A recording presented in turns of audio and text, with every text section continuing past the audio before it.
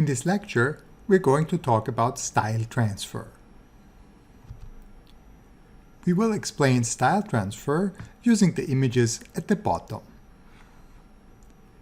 Given is a content image P and a style image A, and these will be combined to produce the target or output image.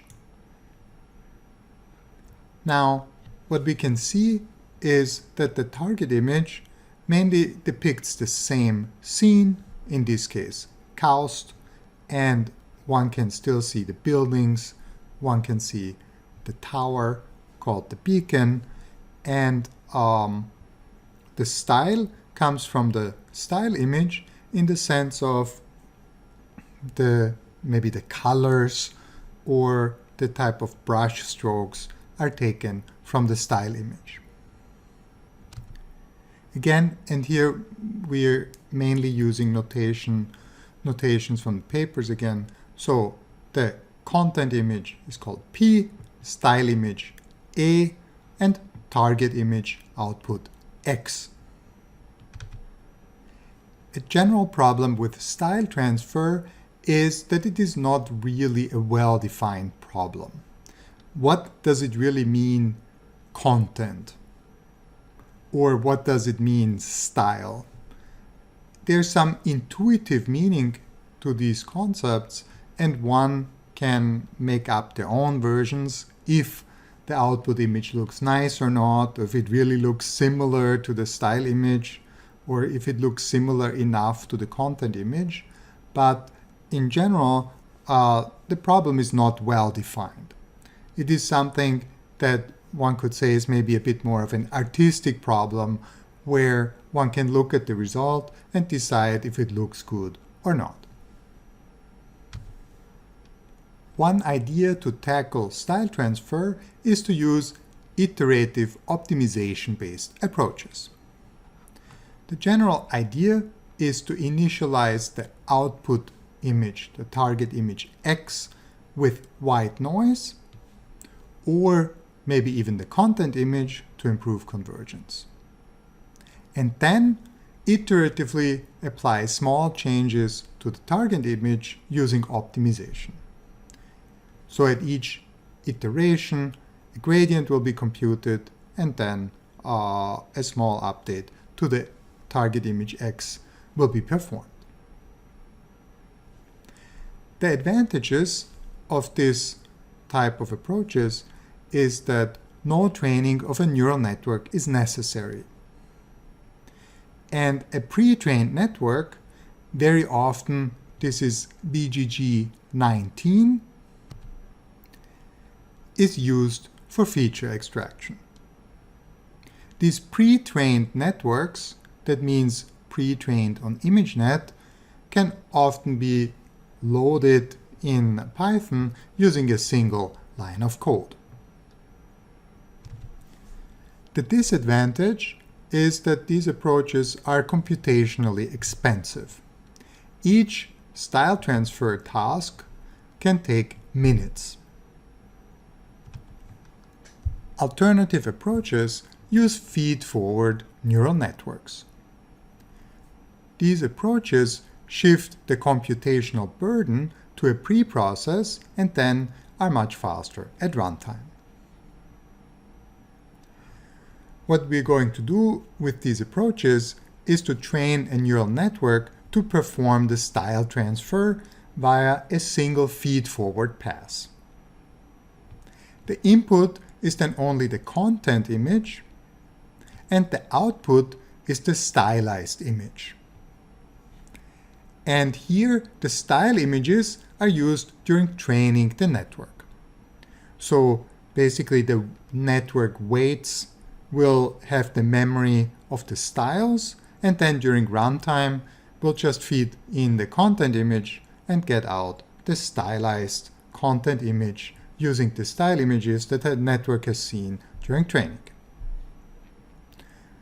So the advantage then is learning has to be done only once for a style. So per style, there's maybe a high cost, but then the actual style transfer can be done within milliseconds. In fact, it can be fast enough to do this for videos. The problems are that the neural network is trained for a limited number of styles.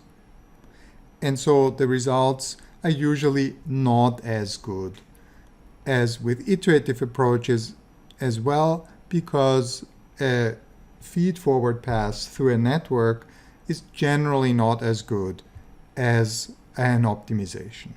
This also holds true for many other uses of neural networks where there are competing approaches using optimization versus using a single feed-forward pass. As an example for an iterative approach, we look at this paper, Image Style Transfer using Convolutional Neural Networks. This is a really well-known paper. Again, Gatys did this really early on, and a lot of people built on this initial approach. Also, this is an extension to texture synthesis. Let's look at notation and definitions used in the paper.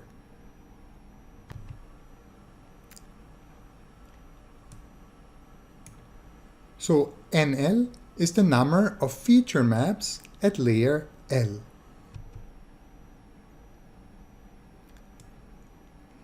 ML are the number of scalars in each feature map or each channel at layer L.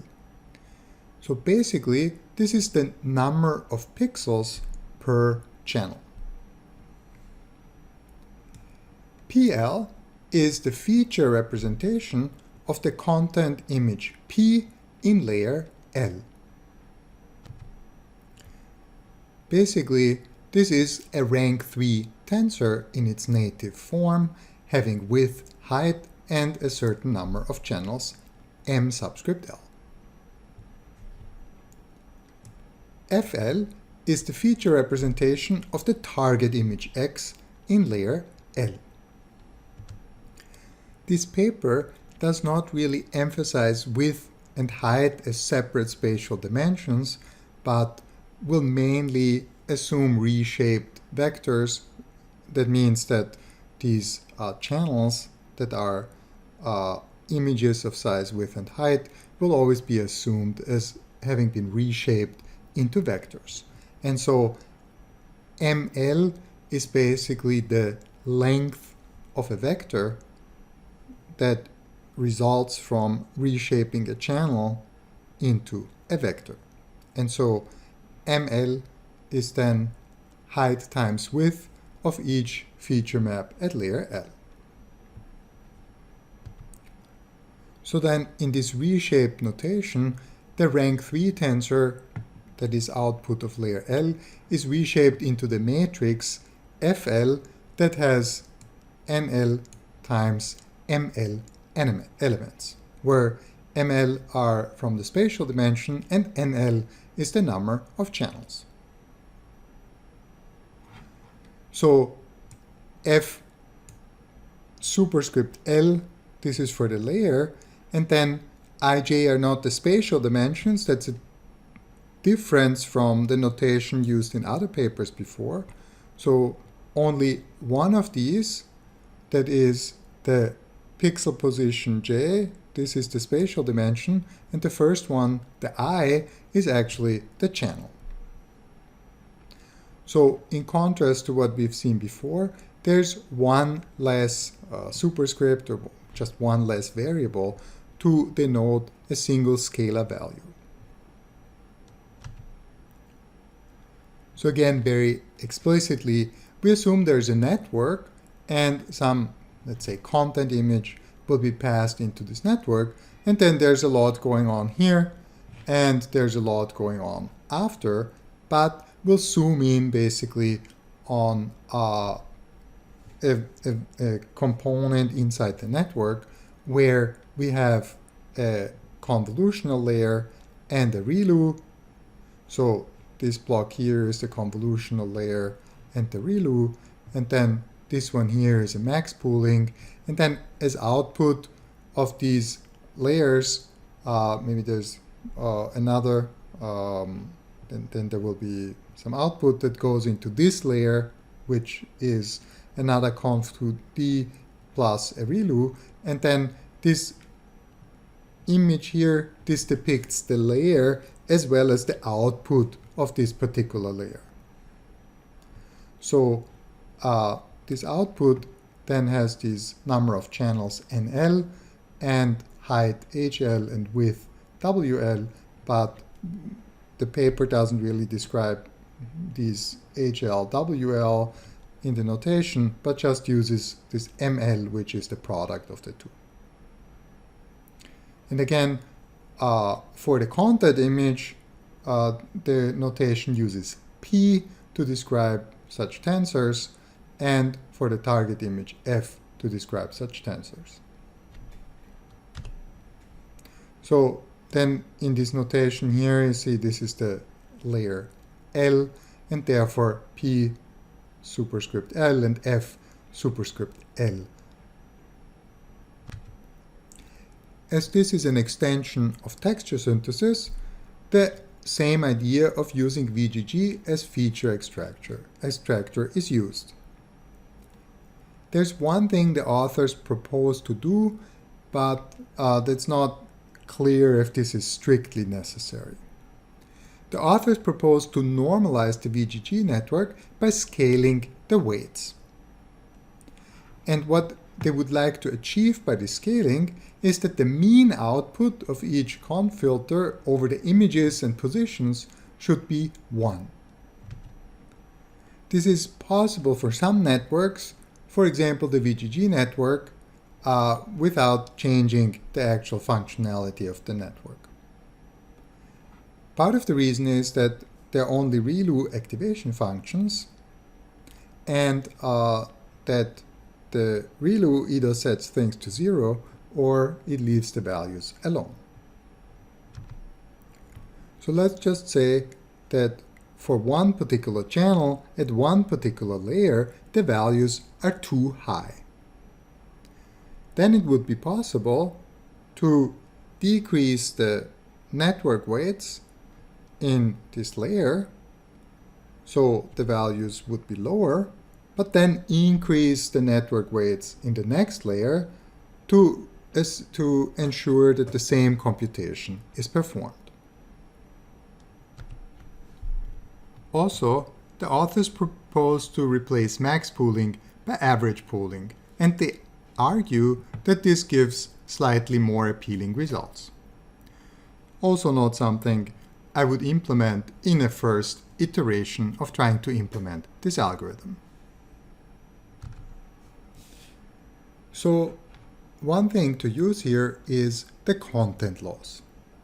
We would like to keep the content of image P in our target image or output image X. So in our example, that was an image of KAUST. The idea is we simply minimize the squared differences between corresponding activations PL and FL. So after a chosen layer L, we would like the output tensor of image P, PL, to be as similar as possible to the output image of the output tensor of image X.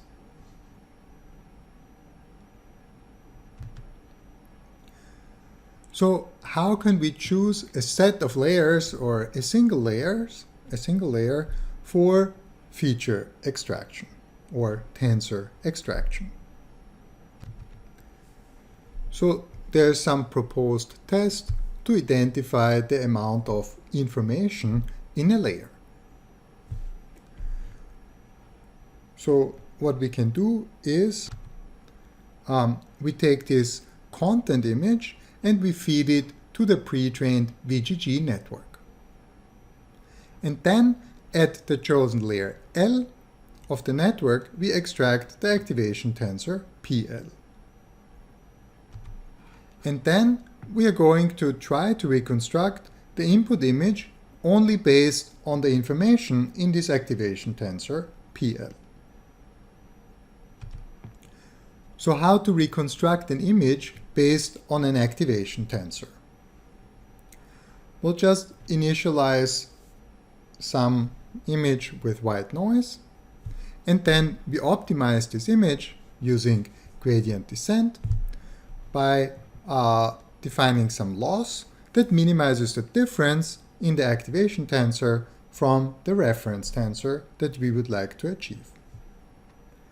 And this requires one feed-forward pass through the pre-trained network, for example VGG19, per iteration. So again, we take an image and we feed it through the VGG network, and then at one chosen layer we extract a tensor. And now we try to optimize another image to have the same or a very similar tensor, output tensor, at this particular layer.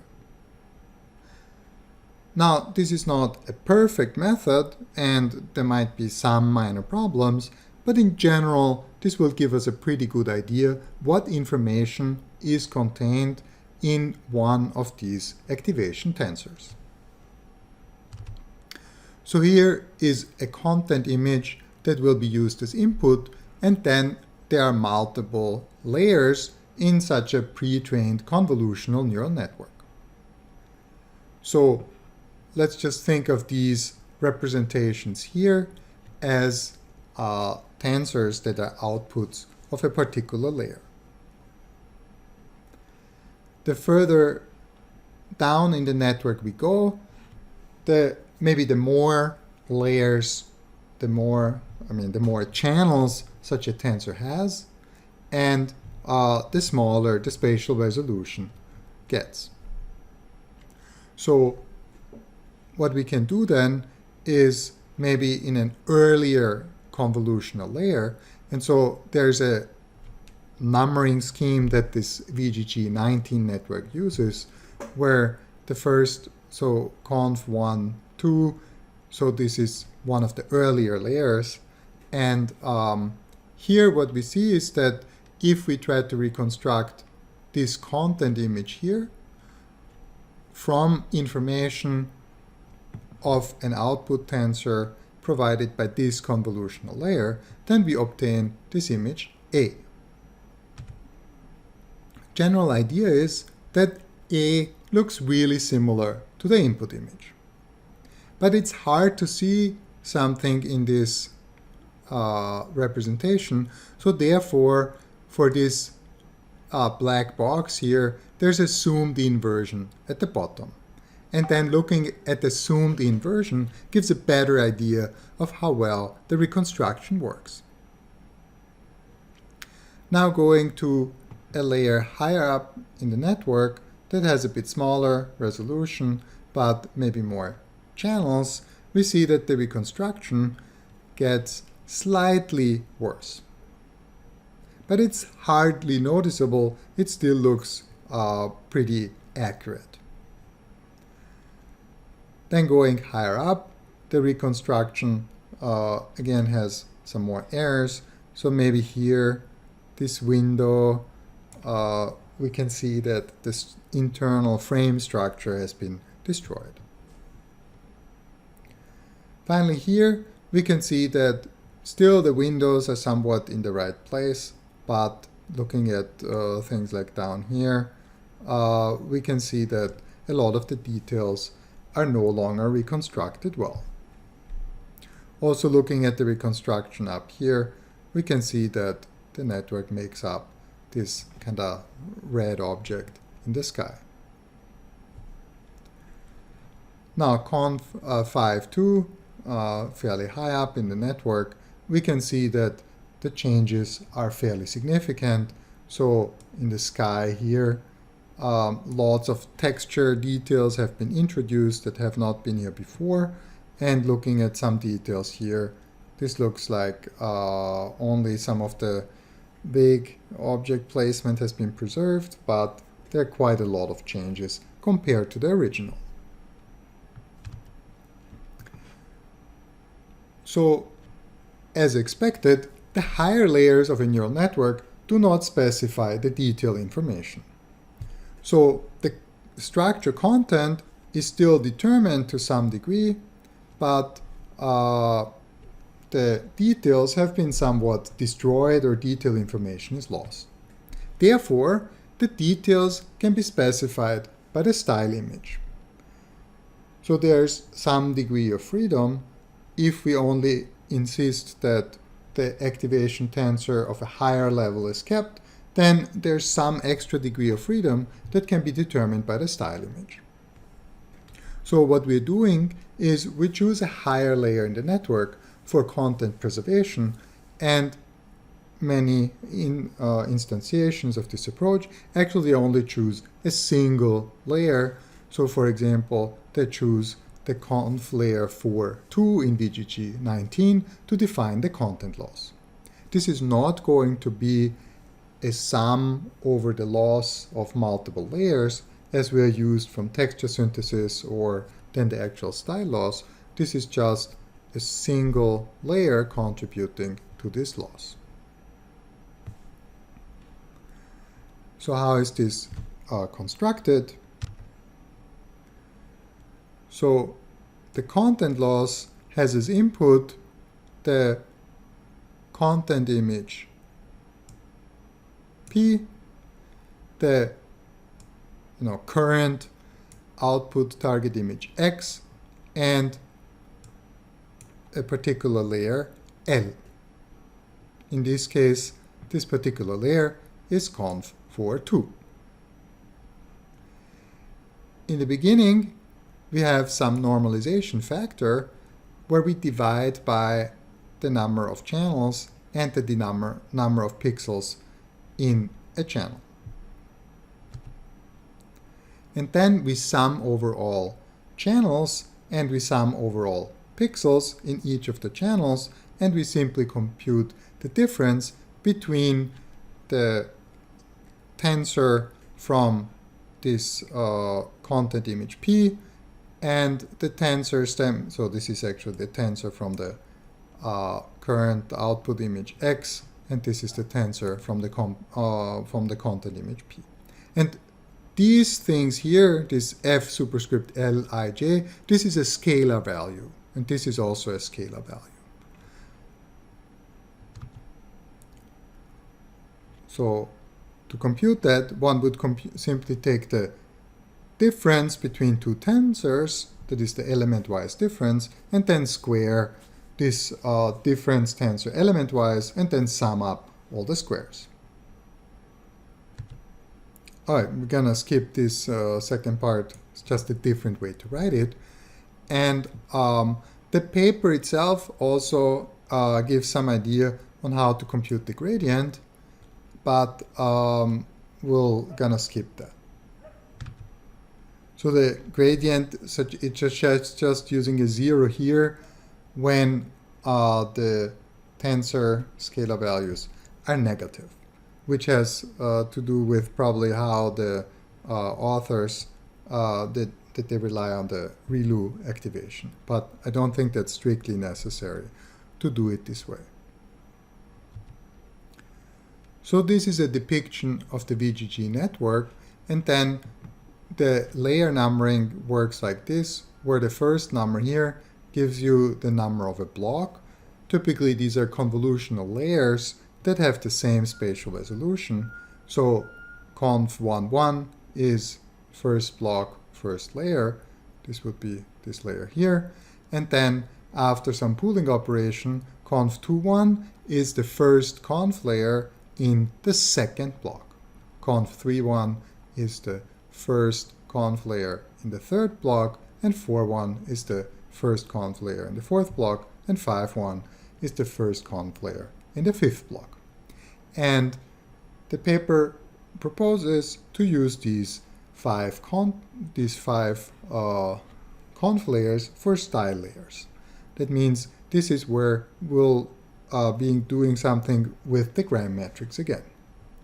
And then the content layer, this is the layer where the content loss will be applied. Again, there's only a single such layer. So the style loss is the same as before. It uses this gram matrix loss. It's just written in a slightly different notation.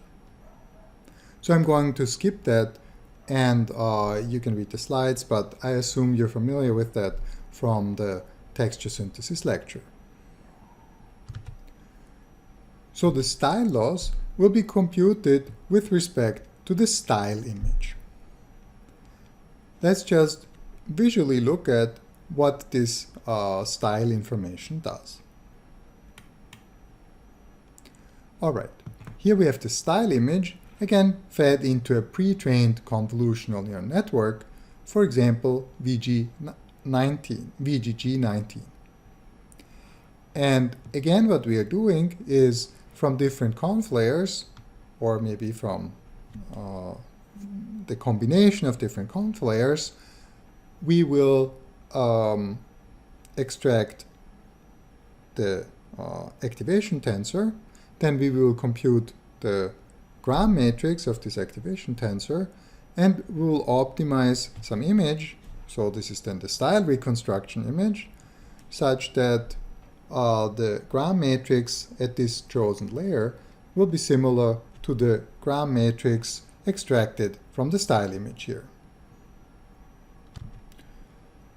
Okay, so again, in the first column, we're interested in this layer conv11. So we take the style image, we feed it into VGG19, and at this layer conv11, we extract the activation tensor and compute a gram matrix. And then, from random initialization, we optimize a style reconstruction image such that at this layer conv11, the activation tensor will have a similar gram matrix. What we can see is that only locally, very locally, the style is preserved. Mainly, maybe the type of colors is the same, but we don't see any distinguishing brush strokes. Now trying to reconstruct with a combination of conv11 and conv21, we see that a bit more, the features that are reconstructed that are typical to the style are a bit larger.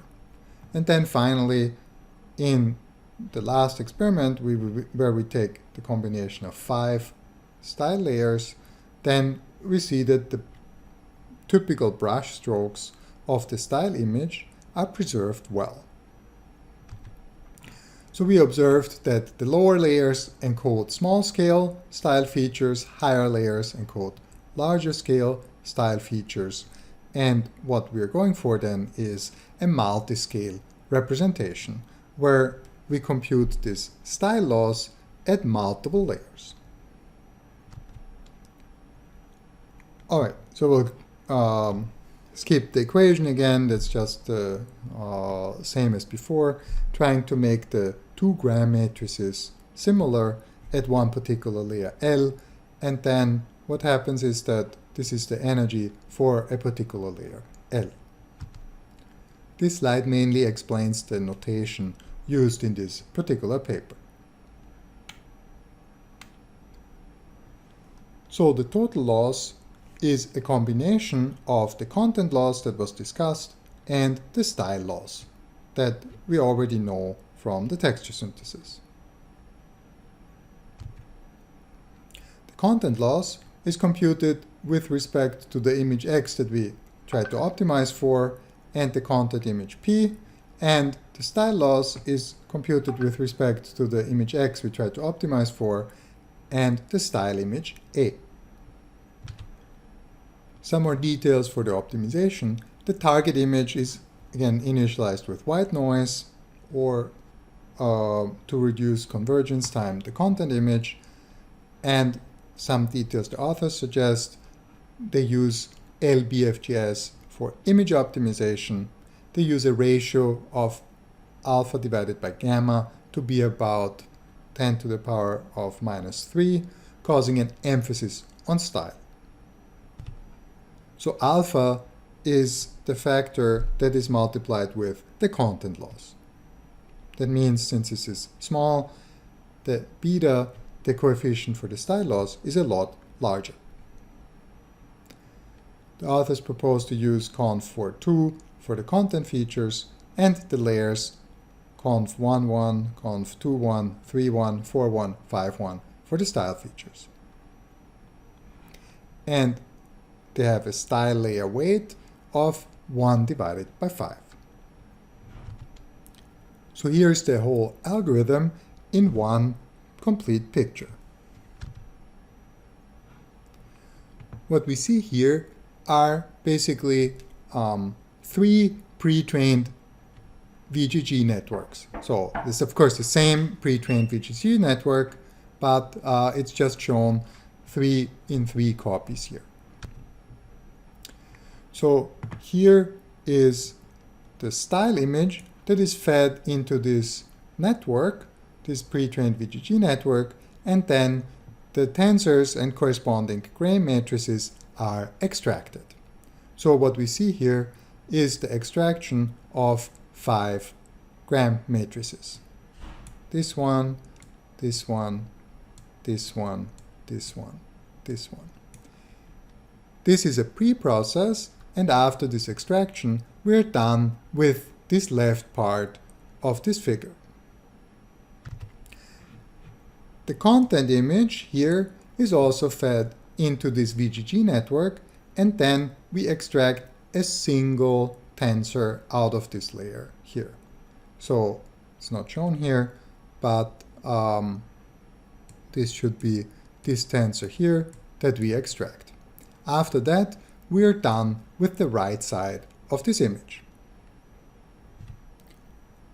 Now, during the optimization, we initialize, let's say, with this white noise image, and then what we do is we'll take this and feed it through this pre-trained VGG network to obtain this tensor here at the same layer as PL. So we extract this tensor FL to compare with PL, and we extract from 5 layers these gram matrices over here to compare to the corresponding gram matrices of the style image. And what we will get then is we will get some gradients, so there will be one comparison of gram matrices over here, another comparison of gram matrices over here, and so on and so forth, and then this one comparison of just a activation tensor directly, and then all these comparisons will give us gradients that will be used to update this initial white noise thing. So you see here the standard gradient descent update equation, and then this white noise image here will more and more look hopefully like the final output that we would like, which is this scene of a German town depicted in the style of Van Gogh. Here are multiple other results of style transfer, everything using the same input image. All right, so B is one possible output. Again, notice that the colors and the strokes seem to be really well preserved from this style image. That's what we already saw before, maybe just a bit bigger. Again, the characteristic style is well preserved. Another example, D, E, and F. So you can look at the paper in case you haven't guessed these paintings correctly, who the artist was.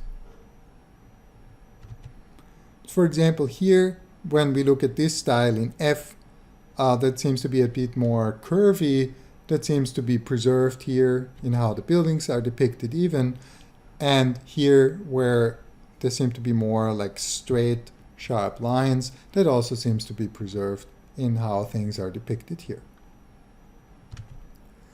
Overall, I would say that the authors of this paper have been very skilled in picking these really good-looking examples.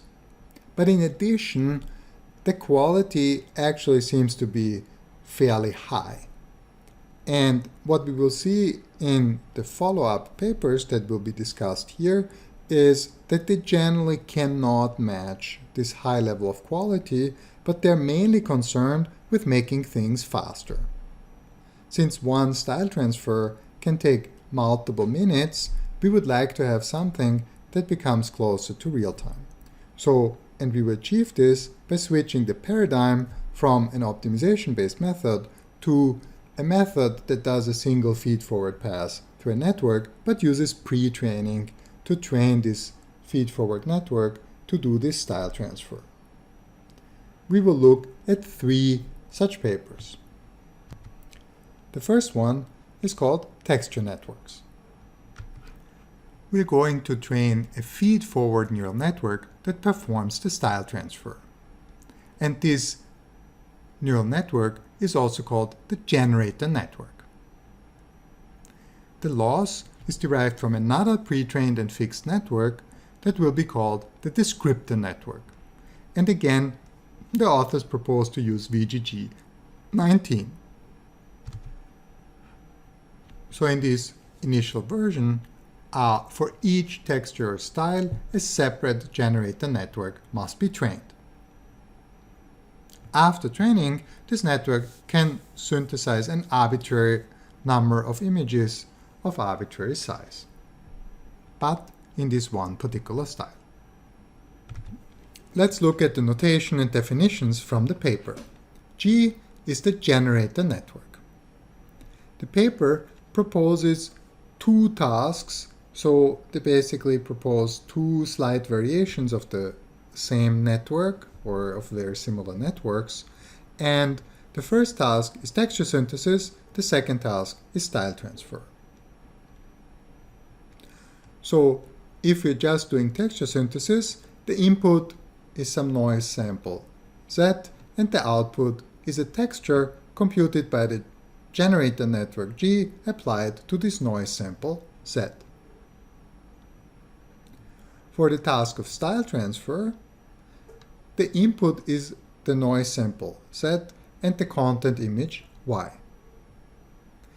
The output is the image G, Y, Z, so the generator network takes the noise sample and the content image Y, and then it will apply the style that it has been trained to apply to this content image Y, and it will produce an output of the content image Y in the style. The paper uses X subscript 0 for the style image that is also called prototype texture by the authors. And X is the output image that is produced by the generator network. Again, using a similar but maybe slightly different notation than other authors, there's a notation for a tensor or activation tensor extracted from a network. So F subscript L subscript I is the ith map or ith feature channel computed by the lth convolutional layer of the descriptor network. And with this is written like a function, so this is a function of some input x that is fed into the descriptor network. This notation makes it possible to not need different variable names for the tensors extracted from different images. One can simply kind of switch the parameter to the function. The texture and content loss functions are more or less the same as the ones originally proposed by Gatys et al. We see again some chosen layers to extract gram matrices. We have some texture loss comparing these gram matrices, and we have a content loss comparing the activation tensors directly. Details might mainly be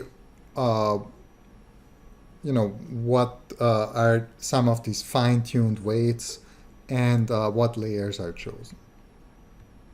But we list these equations mainly for completeness. This should be more or less the same as what was presented before. All right, so about the generator network for texture synthesis. We're going to train a generator network G that can synthesize a texture. And the texture that this generator network G synthesizes should be similar to this prototype texture X0. So we would like to train the network so that we learn the network parameters theta such that this generator network G can generate textures similar to this prototype texture X0. So this is simply the equation for training the network such that the loss, that means that the loss comparing the generated texture to the prototype texture as, the loss as discussed before, that should be minimized. One interesting detail is about these noise vectors or these noise numbers that are actually fed into the network. What this paper actually proposes is not to feed like a single vector, but it suggests to actually feed k different random tensors set I of different sizes. So the sizes will go in powers of 2, and so let's say we have I equals 0, then this noise tensor will have size m times m, and then if I goes from 0 to 1, then it will be m divided by 2 times m divided by 2, and so on until k minus 1. And the authors suggest to use m being 256 and k equals 5. So we have the resolutions 256, 128, 64, 32, and 16. So while maybe later on we'll discuss just of one sampled noise, we need to remember that when we talk about some sampled noise, we always mean a set of k tensors of noise. So this is then some multi-scale architecture again. Using texture synthesis, we only need to have this texture loss or style loss, but we don't need content loss or a content image. The learning algorithm for texture synthesis is pretty straightforward. We optimize the objective discussed before using stochastic gradient descent. At each iteration, we draw a mini batch of noise vectors. So again, this is a mini batch of these sets of noise tensors.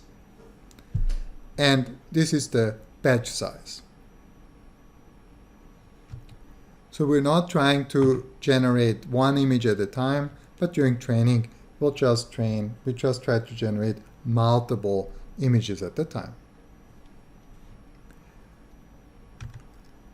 So next, we'll feed all these noise tensors into the generator network, and we get k output images xk with the current network parameters theta. These images xk we will now feed into the descriptor network, and we will extract the gram matrices at the chosen layers. And this L subscript T, this is just a set of all chosen layers from which we would like to extract the gram matrices. Then we compute the loss from equation 1.5. We compute the gradient using backpropagation as usual, and this is basically this texture loss with respect to the generator network parameters, so we want to update the generator network parameters theta. All right, and then we perform this update of the parameters using the computed gradient. To generate the network for style transfer is similar. One modification is the input. We have these noise tensors set I, but this time they are concatenated with downsampled versions of the content image Y. And these downsampled images correspond to the sizes of these noise tensors.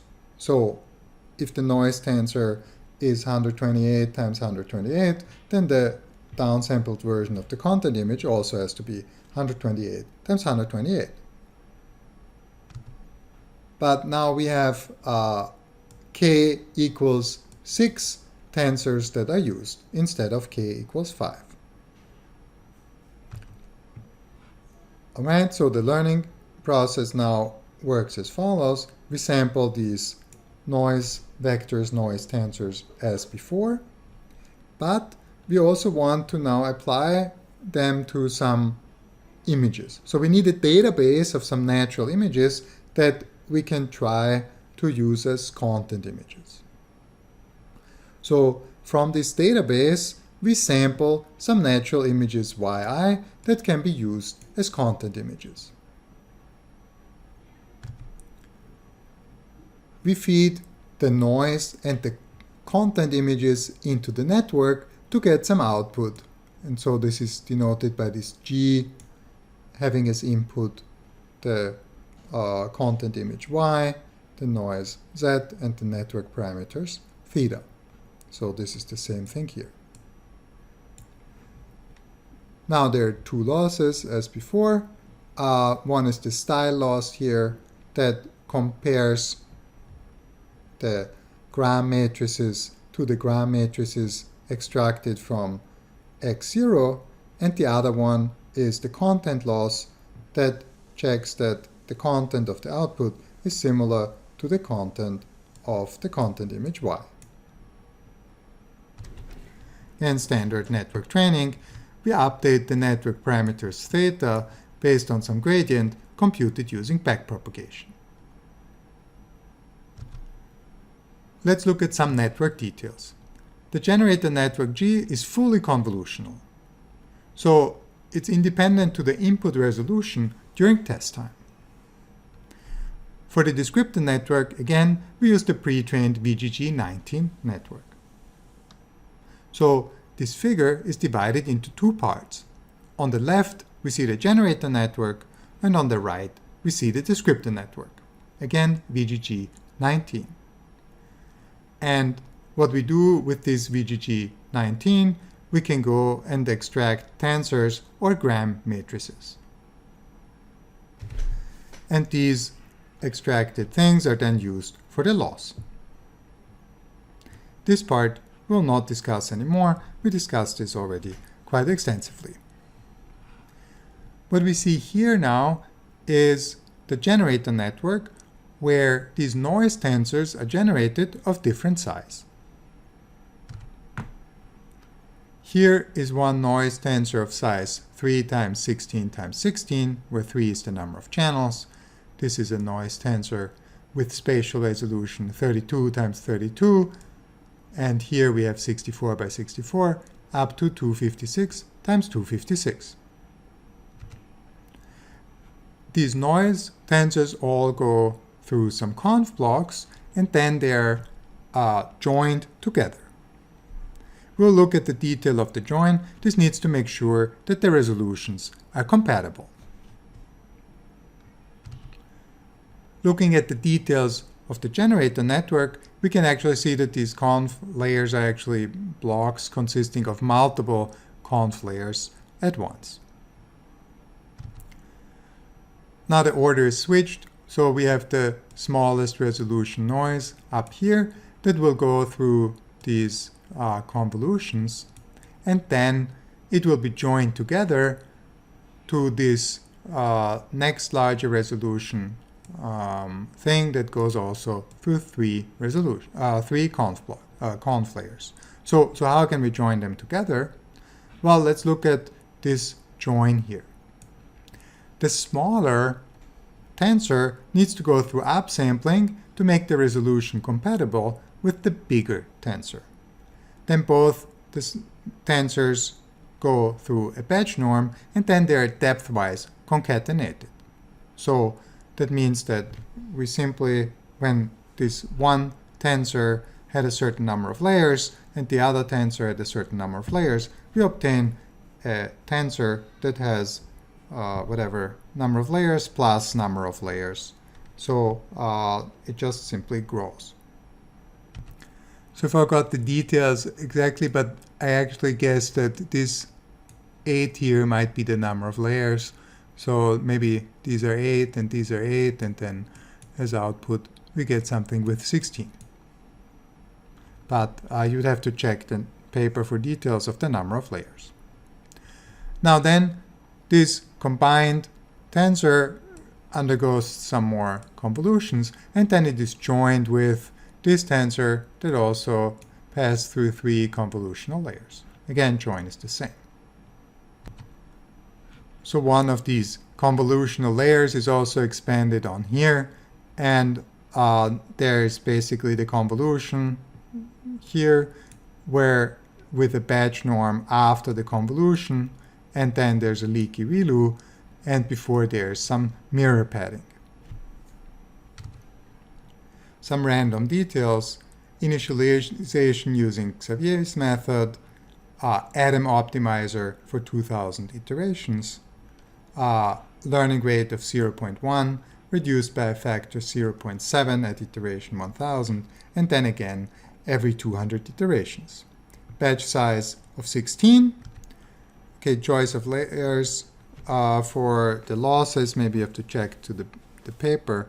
And what they use is a Tesla K40, pretty ancient by today's standards, and it takes 2 hours of training. But what you can conclude from this is that training should actually be very fast on modern GPUs. Let's look at some results. We have the styles going down here. So this is a style image, this is a style image, and so on. And here are the content images. So in the first column, this would be a good comparison to the paper of Gatys that we discussed previously. We see that the method is successful in copying the style in the terms of colors and also in terms of several brush strokes, but the method is not as successful as the other paper in terms of preserving the content. For example, here the nose, the style simply knows better and it destroys the nose features. And similar things can be seen in other places. Maybe here the fire just doesn't really care that much of what was there before.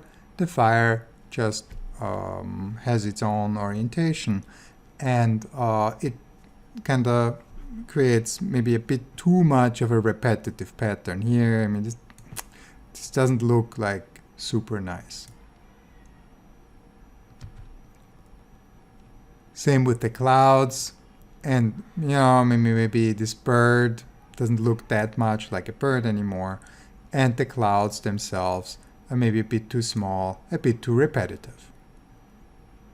Still, this is super fast and it's a good start.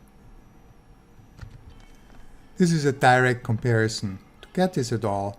On the right we see the style images, on the left we see the content images, and then in the second column is the texture nets, the trained feed-forward networks, what we just discussed now, and then here's the optimization-based method in column 3 from Gatys et al., what we discussed first. Let's just look at an example of the last row here. We can see that the outline of the bird and maybe the face the head of the bird, is preserved a lot better using the method of Gatys. And the edges, kind of the directions, the outline of the bird, you can see clearly here, but on this TextureNet result, it seems to alter the shape of the bird. What I also would like to highlight is maybe here in the second row from the bottom, we can see that again, this kind of style creates too much repetition here in this result from the feed-forward networks, but there seems to be more variability in the result of Gatys et al. There's a very similar paper proposed by Johnson et al., Perceptual Losses for Real-Time Style Transfer and Super Resolution. So this is very similar to the texture networks of Ulyanov et al. That we discussed. The tasks are different. Instead of texture synthesis and style transfer, the authors propose to use style transfer and super resolution. The main difference is the network architecture. This paper builds on the ResNet architecture. So all non-residual convolutional layers are followed by badge norm and ReLU nonlinearities. The output layer uses a scaled 10H to ensure a valid pixel range, and first and last layers use 9x9 kernels. All other convolutional layers use 3x3 kernels. All right, let's discuss the pipeline for the two tasks, style transfer and super resolution. For style transfer, the input image X is the same as the content target YC. Again, we use notation from the paper. So YC is the content image and X is the input image fed through the network. The output image of the network Y hat should combine information from the content image YC and the style image YS. And also, one network is trained per style target. Super resolution will not go into much detail here. So the input is a low resolution image, and the content target is the ground truth high resolution image, and style reconstruction loss is not used, and one network is trained per super resolution factor. We'll just show results, but we'll skip super resolution for now. And the network FW is the feed-forward network that will transform the input image into the desired output image. For the loss network, again, a pre-trained network is used, in this case VGG16. So what we see here are, again, is a figure that is split in two. On the right, we have this loss network VGG, before called descriptor network, and then here we have this image transform network, or before generator network. As basis for the losses, we would feed in the content target content image YC into the VGG network, as well as the style image YS into the VGG network, and we will extract the corresponding ground matrices or just activation tensors. Losses, again, are pretty much the same as in the other papers. Here are some results for style transfer and super resolution, and what we can see is that this style image here is applied to the content of the tennis player, and the result quality here is actually pretty good. We can also look at super resolution, where here is the ground truth image that gives the correct super resolution, and then the output image of the network is compared to two other super resolution methods.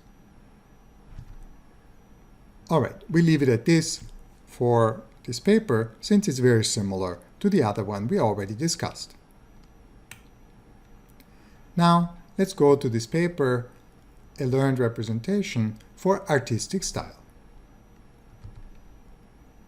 The authors tried to overcome the limitation that one network is trained for one style.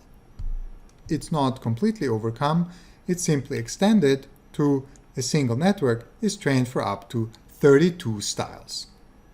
Again, we train feed-forward neural networks. A key contribution of this paper is the introduction of conditional instance normalization. This has been proven to be a really valuable ingredient in style transfer, as well as more advanced networks, generative adversarial networks, to be discussed later in the class. The model basically reduces each style image into a point in some form of embedding space. The training procedure is very similar to the two previously discussed papers by Johnson et al. And Ulyanov et al. Again, we use VGG16 for feature extraction, we have a content loss LC, and we have a style loss LS, again based on gram matrices and extracted tensors. The architecture again is very similar to Johnson et al. So the network architecture is very similar as before. So what we see here is the network VGG16 to extract information for the style loss or the content loss, and then it's just this box here. This is the generator network or transformation network that takes an input image, this is a content image, and transforms it to look like the content image but depicted in a different style. So the content image as well as the style image, they also are fed into this VGG16 network for the loss computation. So now, notation and definitions for this paper. The goal is to find an output image that is called pastiche image P. Now, this term says pastiche is an artistic work in a style that imitates that of another work, artist, or period.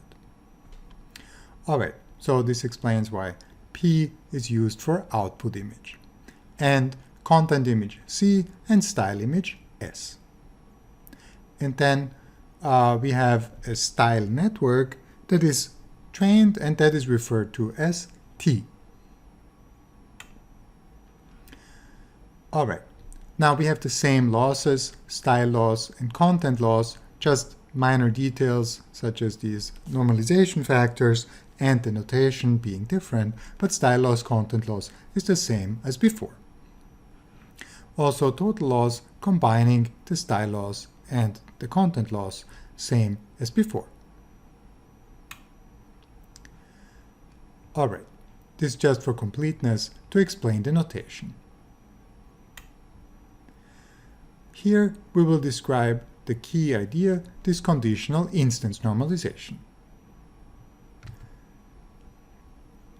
As we discussed different normalization layers in the network before, this instance normalization or this conditional instance normalization is more or less the same mechanism as instance normalization, but the differences of this, and there are also a few variations of this particular method, is where are these parameters gamma and beta coming from that determine the new mean and the new standard deviation or new variance.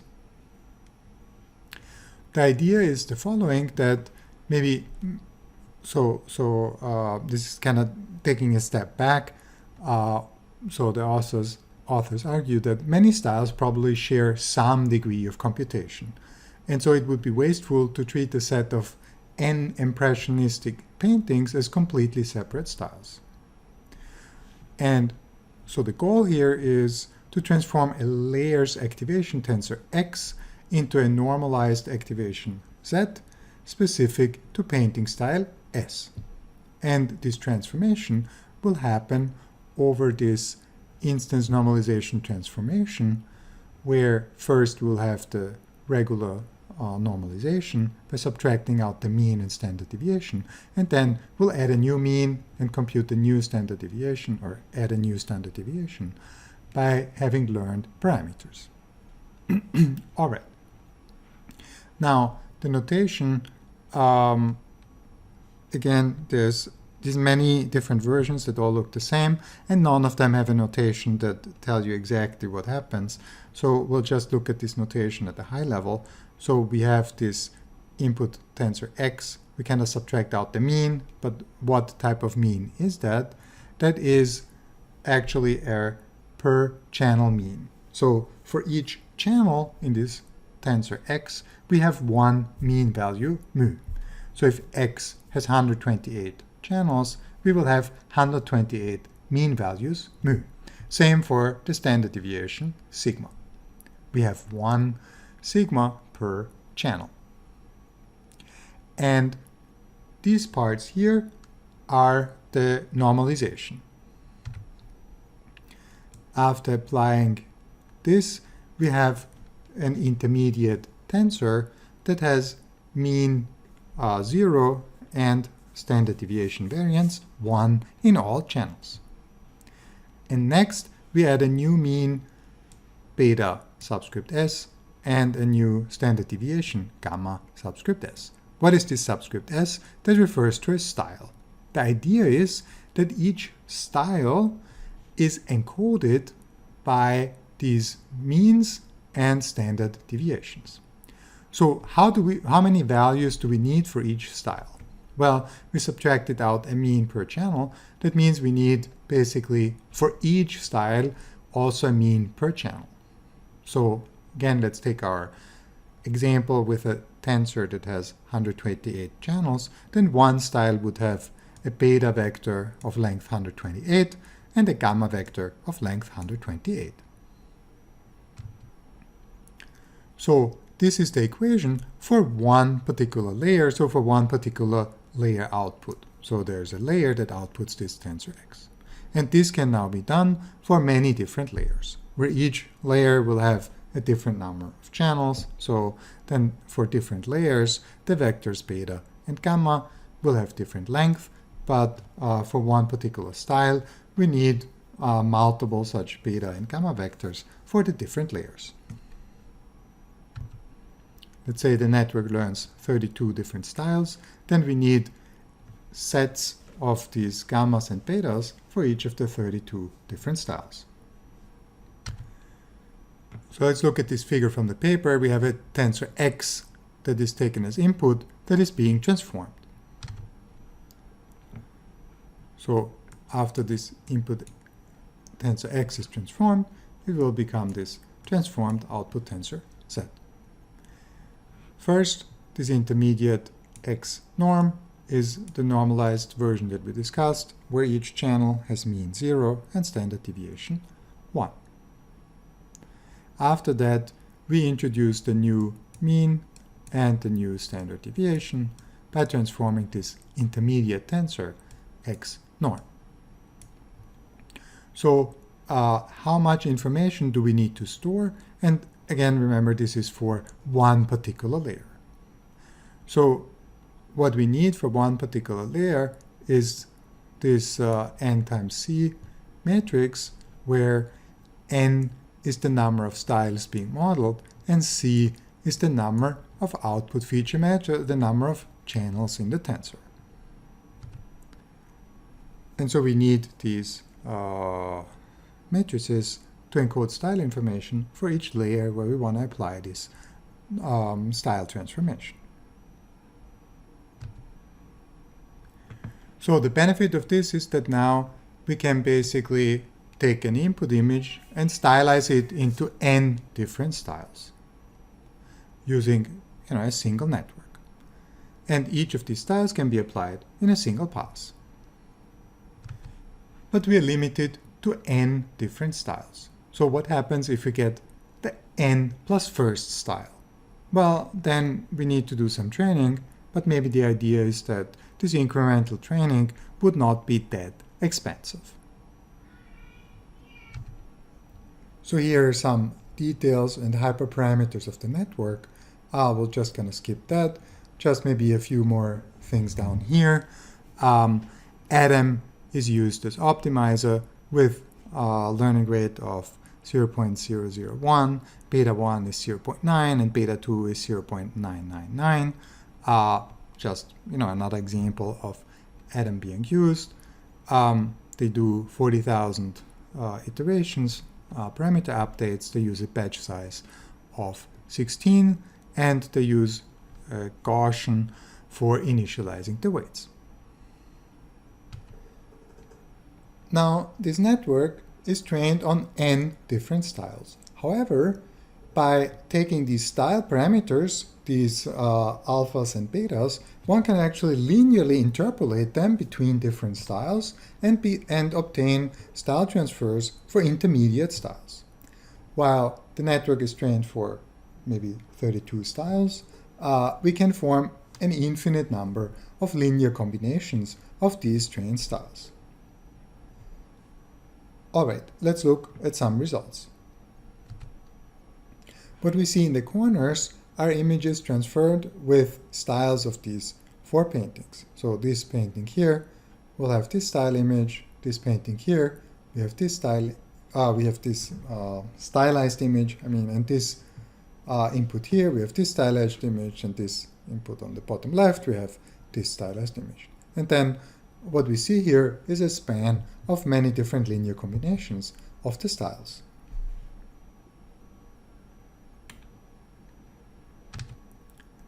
All right, we will conclude style transfer with this. We did not touch on some of the latest works that then are a bit more complicated. So these are some of the first works that are probably fairly easy to implement still, and that still give pretty good results. Also, I think in general, style transfer is not a very active area of research anymore. So if you go to the conferences, top conferences in computer vision, there will not be a really large number of these style transfer papers. Also, it's more some sort of an artistic application. And I think at some point in time, though, this style transfer became pretty good. So it's very popular for a lot of the mobile phones or iPads. They have these style transfer applications where you can take a video and apply some style to it. One thing that I really like about style transfer is that it's something that doesn't take too much computational resources, and it's something that with the modern infrastructure, Python, PyTorch, is easy to implement. There's just so many building blocks already pre-built, so it's something that To summarize, we discussed 2 approaches to style transfer: feed-forward neural networks and iterative approaches. While iterative approaches give really high quality, they are slow during runtime. One image style transfer can take minutes. Feed-forward neural networks are fast to apply at runtime, and they are the only option to apply style transfer on a mobile phone, image, or a video, since that needs to be done in less than a second.